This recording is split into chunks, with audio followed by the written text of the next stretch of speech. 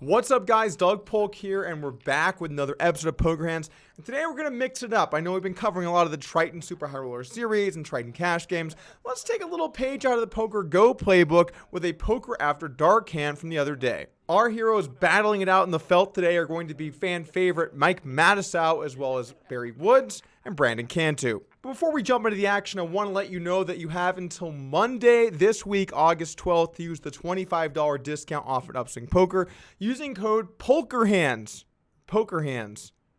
Either one works. The $25 discount can be applied to any of our courses over $25, including my Heads Up course that I made a couple of years ago that I still think is absolutely awesome to help you out with your game. Anyway, with that out of the way, let's go ahead and jump into the action. 50, who wants a piece? Barry, Crickets, crickets, crickets. Barry, what Oh, by the way, here's the lineup. And it's just like, yeah, it's like, oh, sold out. Sold out. What are you doing, Barry? Just an onslaught of. I gotta get my money back. Cut off open from Barry. Mikey flats and Cantu with ace-king suited and a reputation. Waste no time making it 1,200 total.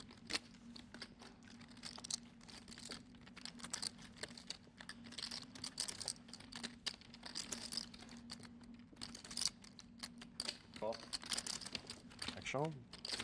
Barry wants to gamble, as again he makes a significant investment with a sub-premium hand, this time 3-4 offsuit. Where does that leave the mouth with? Well, Mikey, one of us will get him. Suited. My gut's just telling me to make it 5,000. That's what my gut's telling me. Means he's not going to make it 5,000. His brain is Justin's no reading fucking the spot on today. My gut's telling me to make it 5,000, but what do they call that? Chickened out? Yeah. Okay. Might want to check your gut health.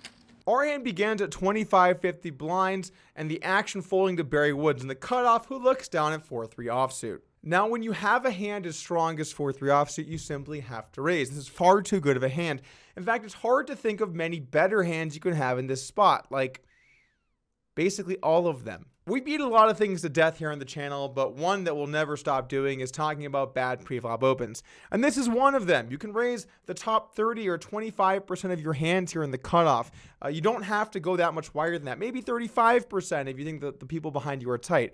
4-3 offsuit is just an easy automatic fold, and you never have to make this play. Anyway, now the action's over to Mike Mautsow on the button, who looks down at ace-4 suited. And this is a pretty good spot to have it. You got some deeper stacks in play. You could call, you can raise, but I mainly lean towards a 3-bet. The suited wheel aces, they play well at post-flop in these situations. You knock the blinds out of the pot. You have good equity and removal against your opponent's range. There are a lot of reasons why these hands are some of the best bluffs you can pick. In fact, if you have to pick re-raise bluffs, I think suited aces that make the wheel, those are some of the best ones you can possibly pick. However, I don't mind mixing in a call too. You can probably play it in either way. I just think you want to avoid doing too many passive actions. I see this a lot in live poker. People don't want to do anything too aggressive. They want to keep the table happy. Don't be afraid to re-raise and get paid. Anyway, Mautsow does call on the button. Now the action's over to Brandon Cantu, and the big blind looks down at ace-king suited. And this is a no-brainer re-raise. Not really too much to talk about. When you have your top hands, you need to be raising and making the pot bigger so that you can win more money. And if they do fold, well, it's not that bad for you if they fold a hand like pocket threes or jack-10 suited. Not that I think this table would fold either of those, but at the same time, if you do knock something out, it's not a bad result for ace-king. Anyway, back over to Barry Woods, who must have forgotten what hand he has because he does decide to make the call, and now the action's on Mike Mautsow. I think with the suited ace here in position, this is a very large-sized 3-bet. I don't actually mind letting this go, but also with the pot odds you're getting and the fact that Barry Woods can have a variety of garbage, I guess I can kind of see making the call, but this is a huge 3-bet, guys. This is a massive 3-bet, and you want to play tight versus these sizes. I would probably advocate to just let it go. Although when you see Barry Woods at 4-3 offsuit, what do I know? This is poker. We're clicking buttons. Let's take a flop. This way I won't go against my gut the rest of the day. 10-6-5 as Cantu swings and misses and slows down. Woods with the open ender.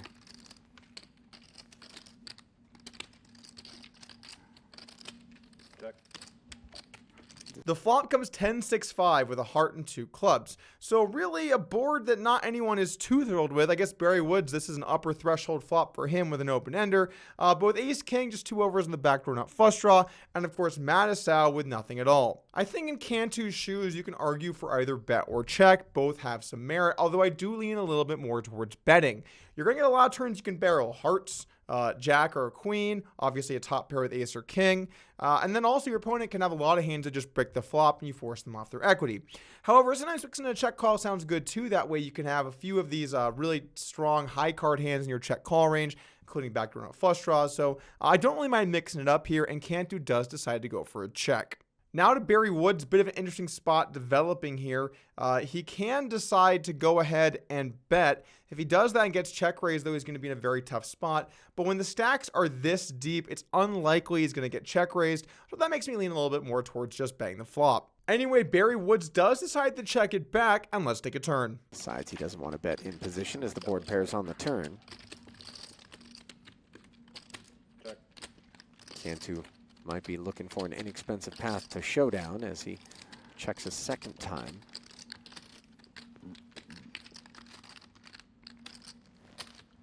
That leaves Woods convinced that he might be able to make a little something happen with this big overbet of $4,000.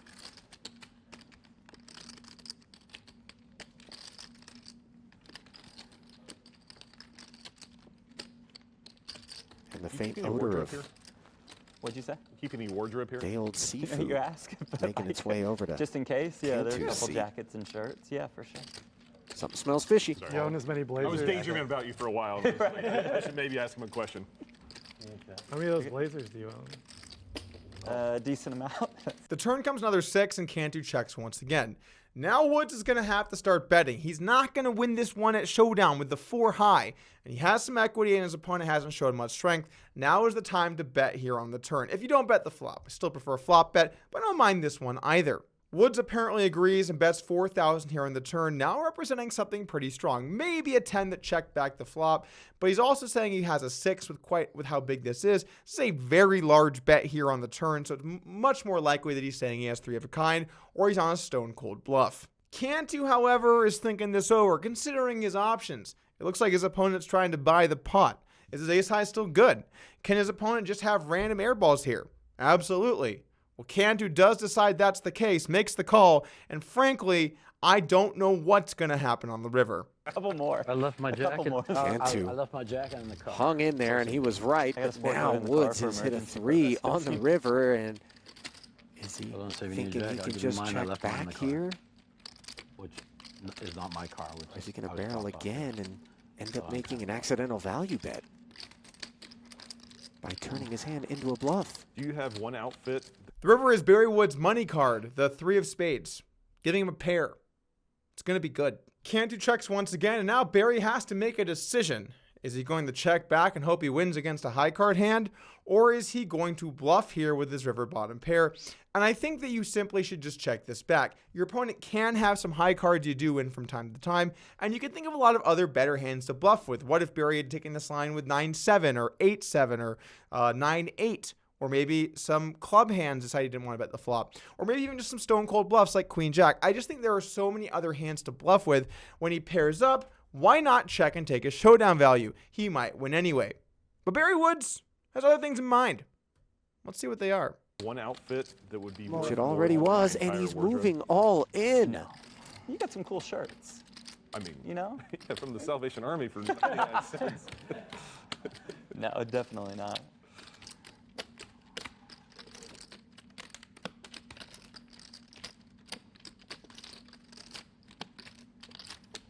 This is a remarkable situation. Woods finally going from 4 high to something. So Barry Woods decides he's going to fire the river. This can only go well for Barry, but there's no way Cantu can call here. He can have hands like, maybe a hand like pocket 9, maybe occasionally a trap 10. He could have a hand like a 5. He could have so many other hands than just ace high. Does he really have to call with ace high here? The answer is no, but there is a reason why we did this hand today, and this is a show where I like to entertain my viewers by picking out hands that are truly ridiculous, and this one fits the bill. And moving all in with it. Tried to shut Brandon on the turn with that 4K bet in position, a big overbet considering the size of the pot. Any covered? No, I don't Cantu think called so. and was right. His Three, ace-king I high was thought good. 4 and He's 4 got is like 8. 8,000 About 8. behind. But now that ace high has been down by a pair of threes, which don't want to get called. At least that's what they think. What'd you say he has? About 8,000? Those are 26. Yeah. Really close. Just over 8.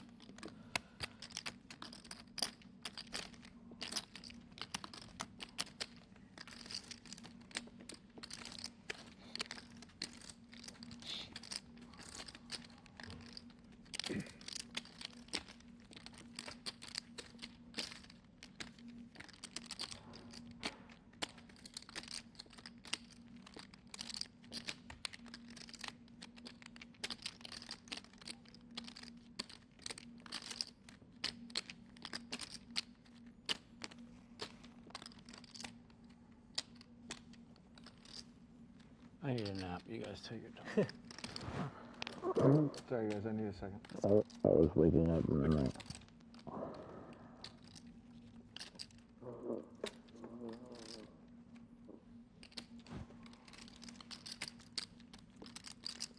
I call. Call. Oh, 1 pair. Uh-oh. Not that one. It's actually 2 pair. That one. God damn it.